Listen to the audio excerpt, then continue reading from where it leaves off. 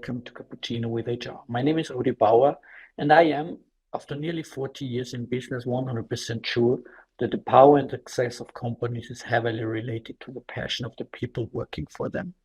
With Cappuccino with HR, we created a format at WeAreDevelopers, which is really designed for HR professionals, recruiters, and leaders to meet over a cup of coffee and have often discussions on everything from HR trends and leadership to sourcing of talent acquisition and to the life cycle within companies. No really set agenda, just nice conversations with people that we invite as our guests.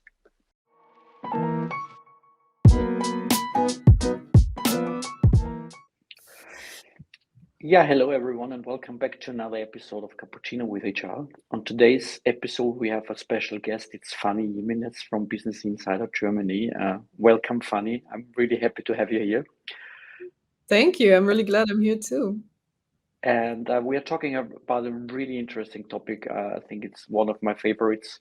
It's in general, I think it's leadership, and in special, I think it's flexible leadership. And we raised that topic because I think there's a lot of discussions going on the market right now. There's a lot of instabilities, there's a lot of changes, there's a lot of insecurities, and I think leadership is becoming more and more a topic for companies because of the situation of these uncertainties. I think we are all moving into digital work, and therefore everything what we produce during the day is not really visible at the end of the day. And I think this kind of missing in the appreciation probably, or in the self-confidence, if you go home as an employee at the end of the day, sometimes ends up in a kind of oh my God, what have I done today? And I think therefore leadership has to give you an answer on that probably.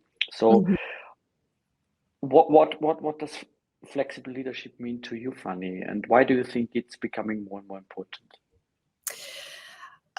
For me, flexible leadership is a capability that addresses both the individual personalities in each team, but also the situation that the team is working in right now. And also the goal of the company and the economic situation. I think all of this together creates a very unique set. And for me, flexible leadership is being able to address all of these things and adjusting depending on which team do I lead within this company that has these goals in this economic situation. So it's very broad, but it also comes down to being able to recognize and to specify your leadership style to ideally every single person in your team, which is a huge task, a big topic. But ideally, that is what flexible leadership is for me. Mm-hmm. And I mean, what does it need to? I mean, in my personal career, I mean, I'm now working for nearly 40 years, and I'm in business for quite some time now. And honestly, I met a lot of really good managers. So I really met really good managers where I really say, okay, chapeau, chapeau, chapeau. But it's very difficult for me to probably come up with 5 really good leaders. And do you see a difference between managers and leaders, and what's the situation out there in the market? I mean, is it more managers or more leaders, or how do you see that point? I mean, traditionally, there's a separate definition for management and leadership. Management is a set of tools that always work. You take into account the entire situation of the company. You set the goals. You find the methods to achieve them. You put together your team. Leadership is more focused, at least for me, on the way to get there. Like a management setup functions only as long as the situation doesn't change.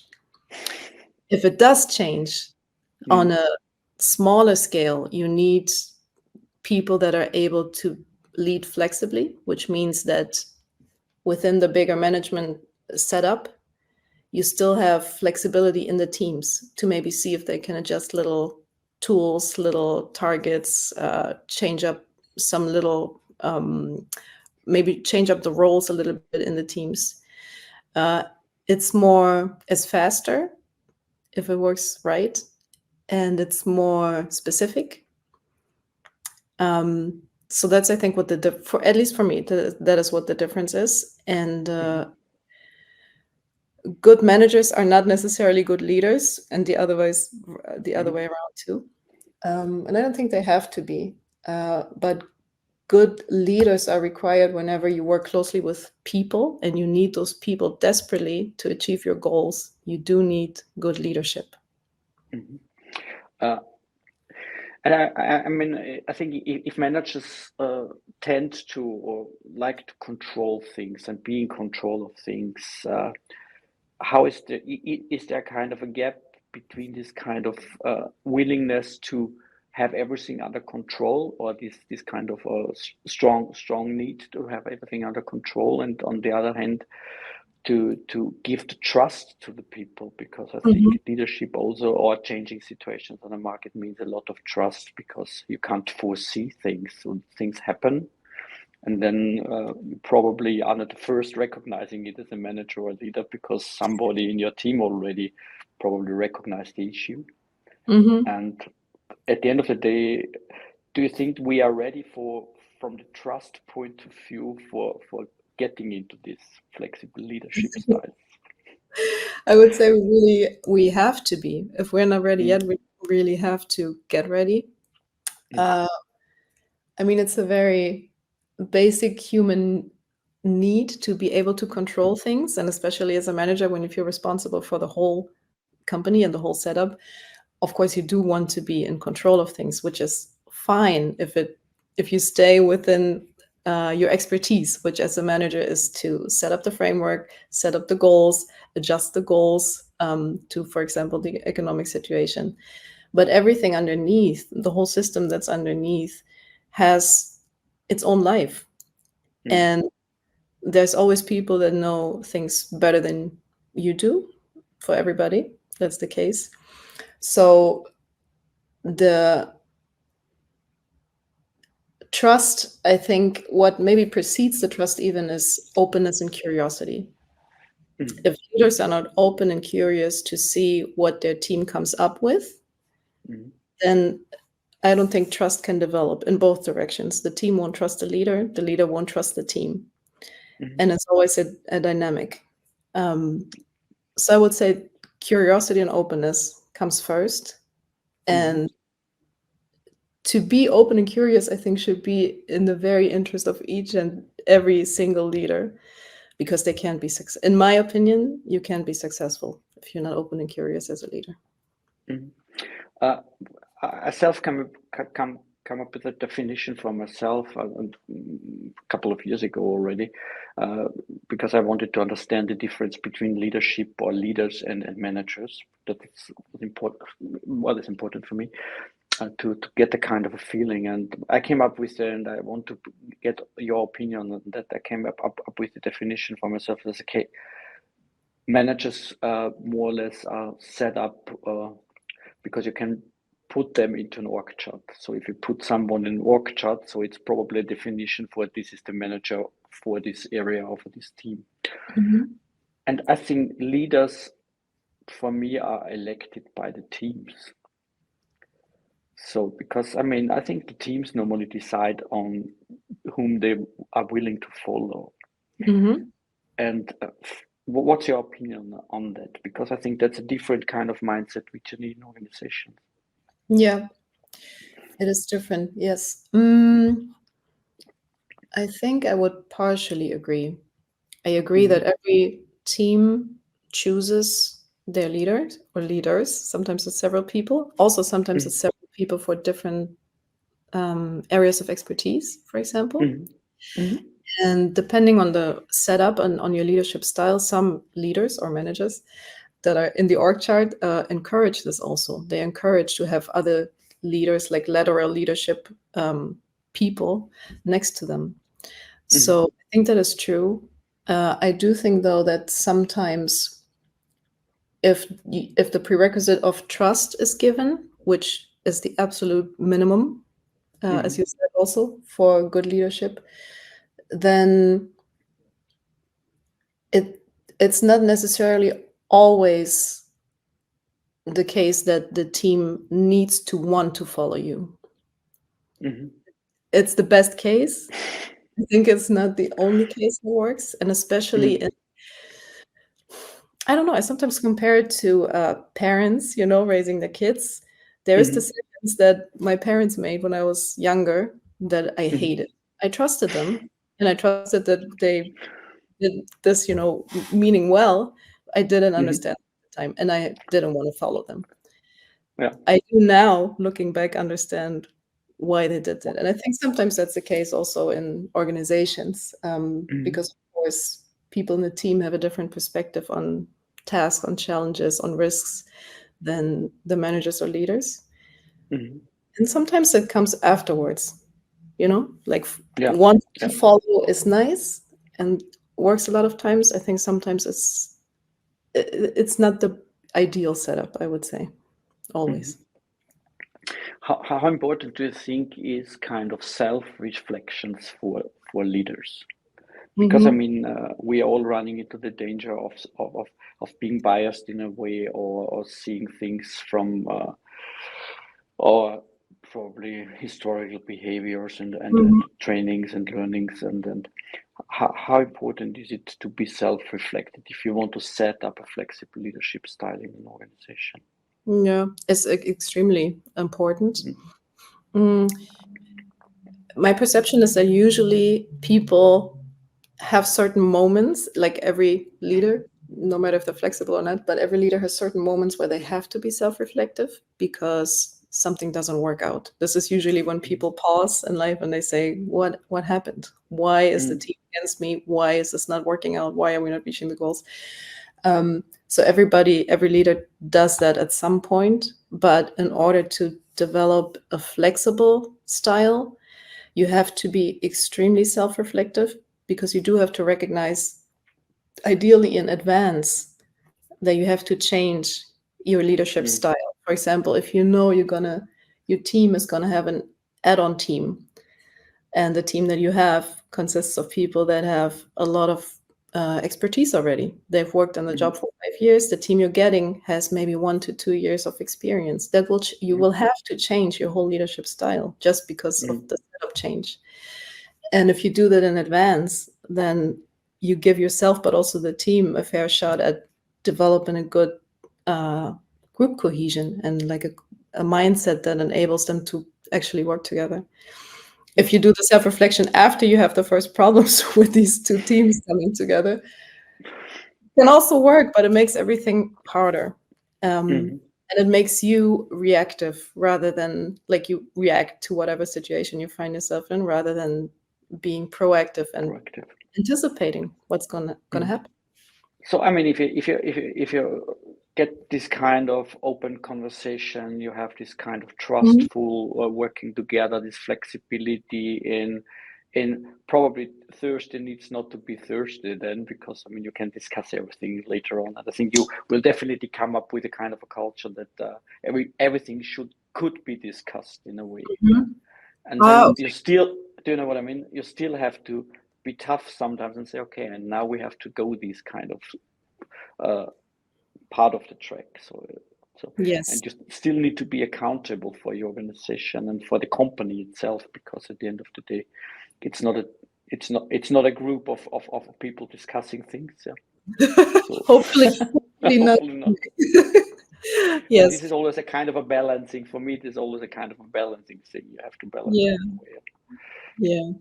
This is what I meant in the beginning when I said, for me, flexible leadership is taking into account the team and the structure of a team, but Hmm. also the situation that you're in and the kind of goals that you're trying to accomplish with the company.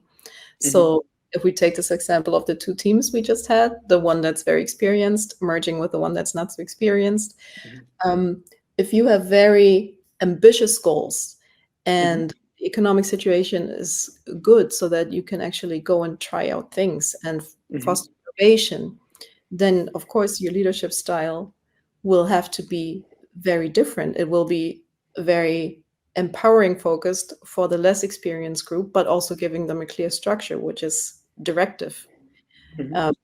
Whereas the more experienced group, you can probably just tell them this is the target, Mhm. figure out how to get there. I trust you.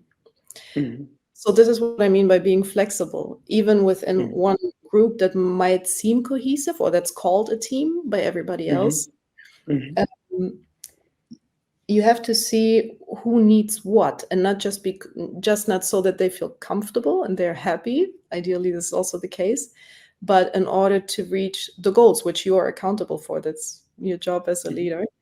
So in this specific case, you have the experience group, which in a lot of settings, if the economic situation is good, it's fine to make mistakes. They Mhm. have to learn, they want to learn. We are looking for innovation, so you can let them walk freely with a long leash, so to Mhm. speak. Um, and they will be motivated and happy because they're probably also intrinsically motivated.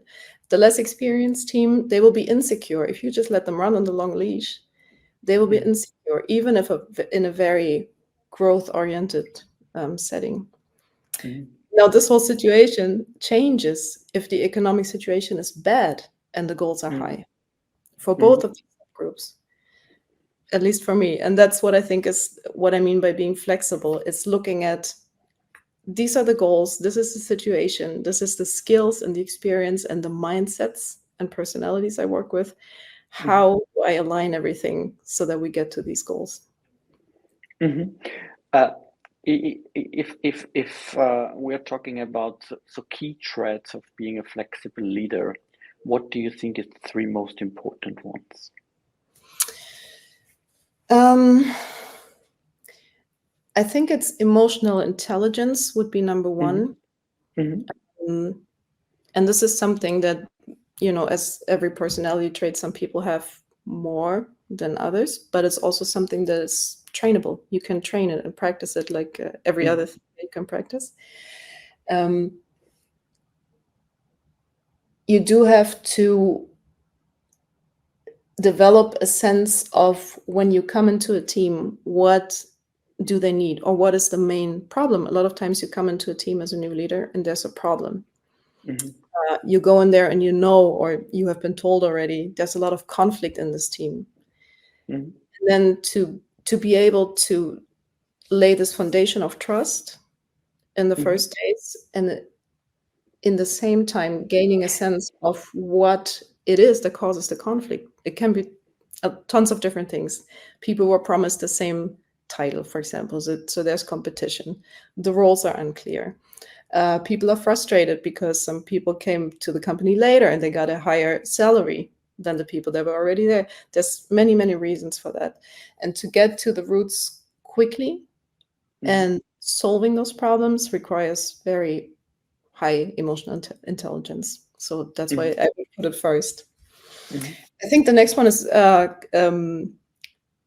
being willing to go into conflicts, I think is the second one. Mhm. Um, for me, because I work with leaders here in my job also, what I find is that many people are the way they're being raised or the way they try to learn how to lead, they avoid conflicts. Conflicts is always something that's very, um, people deal with them when they have Mhm. like to proactively put them on the table. If you want to be a flexible leader, you have to understand that conflict is, for me at least, is the seed of the greatest potential because it shows that there's different perspective on things. There's different attitudes or values attached to different things. Mhm. And understanding that and solving it together with the people that it concerns can boost a lot of energy, and Mhm. it can show you new ways of how to reach your goals, which is I love conflicts. Conflicts are great. Yeah. You never get to know people better than when there's conflict. Yeah, of course. Yeah. So this is why this would be number two, I would say. And number three, let me think. Mm, I think number three would be stakeholder management. And the reason for that is aligning the team that you have, the group of people that you work with the situation that the company's in and the goals that you set. Can be very fragile. It can be very fast changing. It can be very insecure and difficult to predict where things are going or where you're going to be in 3 months, 6 months. So I think being in constant contact with the stakeholders, everyone that's involved, and challenging the plan that you make for your team to reach the goal, and maybe to develop multiple plans for different types of situations. It requires that you not only self-reflect and ask your team for feedback, but everybody else, because your performance as a leader depends on everybody around you and everybody that has a stake in what you're doing. Thank you for that. How important do you think is a kind of creating a safe space? Because I mean, if you need this kind of openness, if you need this kind of conflict handling capabilities within the team, because otherwise it won't work out. How important do you think is building a safe space to have this kind of openness? And how do you think how is it built easiest? Yeah. I think I would like to define maybe what a safe space is for me, because a lot of people think about different things when they say that. For me, a safe space in the workplace means that in my team and with my leadership person, I have trust. And the trust refers to that this person is telling me the truth, that I can rely on what they promise me, that they know what they're doing, they know their goals and they know how to get there, and they have the competency to do that.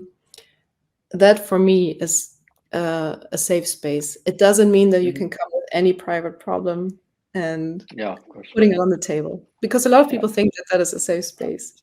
But for me, psychological safety is trusting the people around me that they're good-willing, but that they're also honest, and reliable. So if we transfer that to the leadership style, it means that for me, somebody who leads is not someone who does have to be loved, for example, or liked even. What they need is they need to be trusted in the sense that they're reliable and saying the truth, and they need to be respected, which means that nobody argues that they're competent at doing their job. I think this is the two most important things. And I mean, if we are talking about, I think this is, at the end of the day, we're talking about developing an organization. I mean, so it's people and probably the organization itself into kind of a trustful way of working together. How important do you see mentorship? Sorry.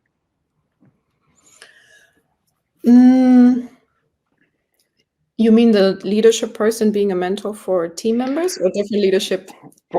Probably in both directions. Both? I mean, honestly, it could be both directions. I think that for me also goes into maybe the combination of the psychological safety and stakeholder management.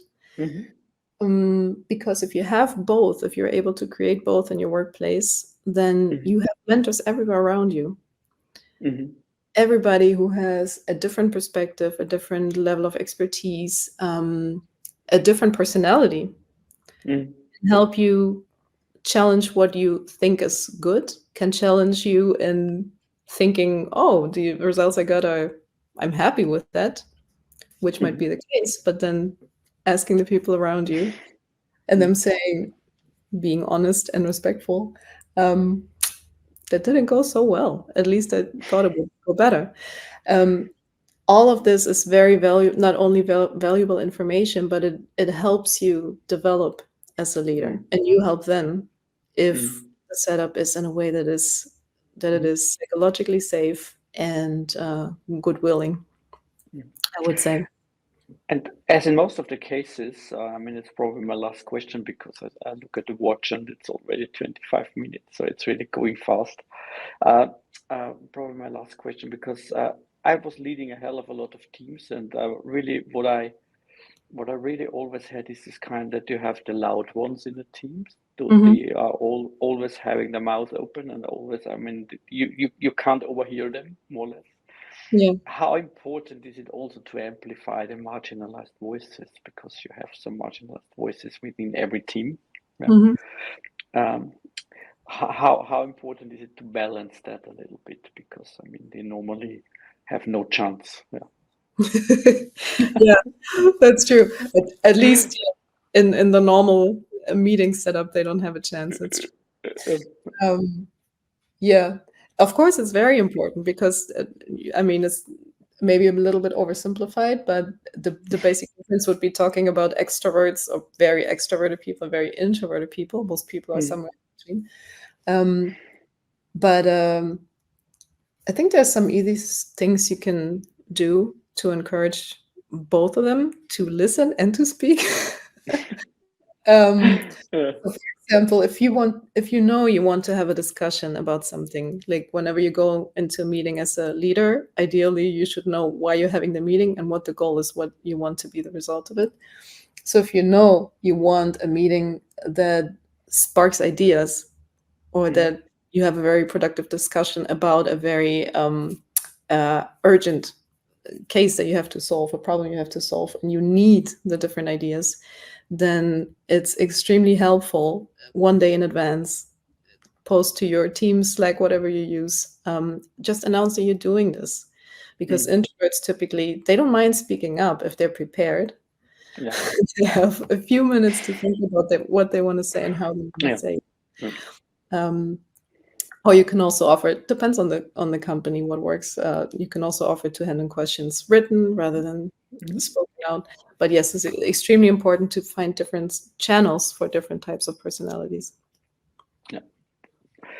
So a really, really cool. Thank you, Fanny, for sharing your insights, your thoughts, and your experience on that, because I think that's really a topic out in the market. As there's a hell of a lot of things going on there, and I think we all feel what's currently is in the European market. There's a lot of uncertainty. I think there's a lot of need for quick change. There's a lot of need for flexible leadership and leaders. Do you have one final tip if somebody is now in the situation that, okay, I had a kind of situation where everything was quite stable for the last 10 years. Now I see some flexibility raising up in front of me.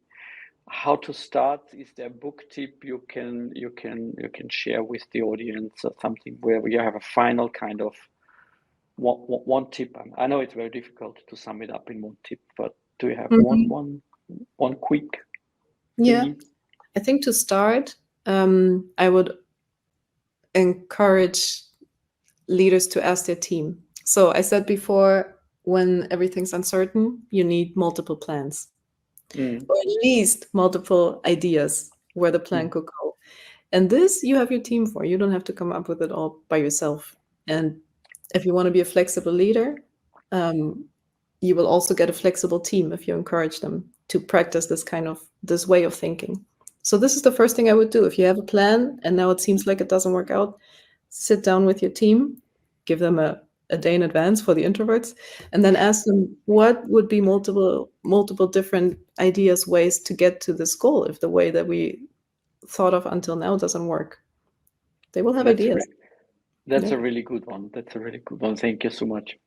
It was a pleasure having you here, and I'm really hoping to see you soon in person again. So really looking forward to that. And thank you very much for spending your time with us. And for the audience out there, please stay tuned. We are coming up with new episodes on a really regularly basis, and it was great fun to have this kind of episode together with you, Fanny. Thank you very much. Bye-bye. Thank you so much for inviting me.